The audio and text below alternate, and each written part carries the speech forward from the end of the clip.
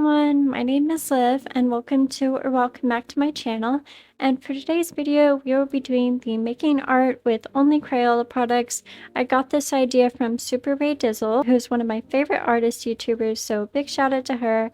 I will link her channel down below. And I'm just starting off with the crayons for the hat and the skin. For this challenge, I don't own every Crayola product because that would cost me a fortune. So I'll just be using the most common ones, which are the markers, the colored pencils, and the crayons. I have one big and small box of crayons and the skin color crayons because I love crayons so much. So artists seem to draw mainly anime characters for art challenges, so I drew this chibi anime character. It's not the best drawing I've done, and I'm usually a perfectionist, but the drawing isn't the focus of the video, so I didn't spend too much time on it or film the process of drawing it.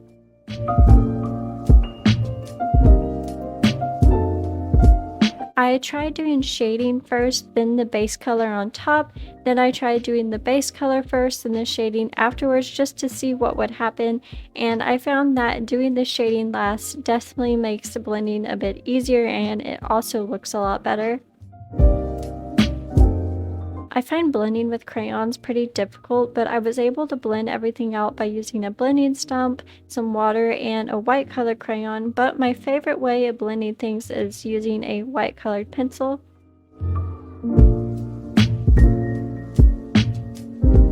Moving on to the hair and the eyes, I'm using the markers, and the markers were actually pretty easy to blend. I just used some water and basic blending techniques. Crayola markers can be a little streaky, but it's not too bad. I like the markers for the blending, and I like the Crayolas for the look.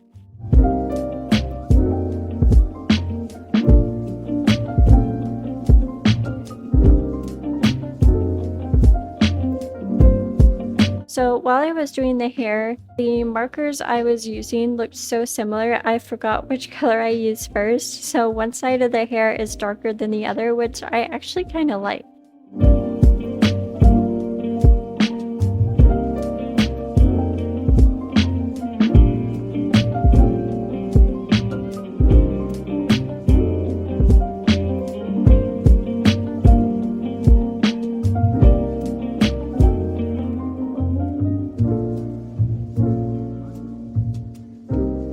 For the eyes, I used my black fine liners and green for the iris, I think is what it's called.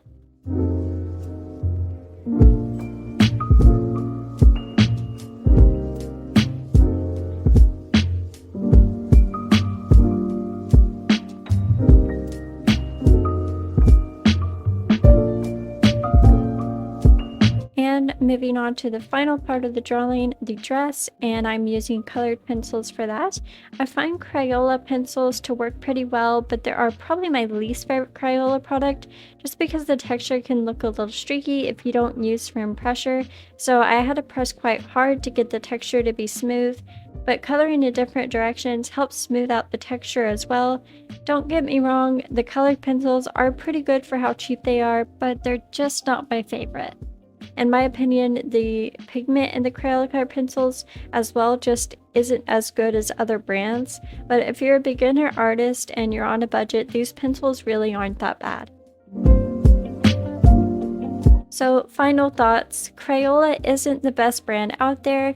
I usually use them as a base to go underneath the better brands, and I wouldn't really recommend them for intermediate or professional artists, but I do think that they're a good brand for beginners who are on a budget and still want to make good quality art. The quality with this brand is actually quite good given how cheap their products are. There are a few downsides like the texture and the pigments with the colored pencils as I mentioned before, but other than that, it's a pretty good brand and I would definitely recommend it for beginners. So the drawing is almost finished and I think it turned out okay. The blending on the hat could have been a little better, but I think I did a good job with it. It's actually pretty hard for me to resist the urge to use my more expensive brands, but it just shows that you can still make good art using cheap art supplies. I really hope you enjoyed today's video. If you did, give this video a like, hit that bell to get notified, and 89.5% of you are not subscribed, so make sure to do that and stay creative. Bye!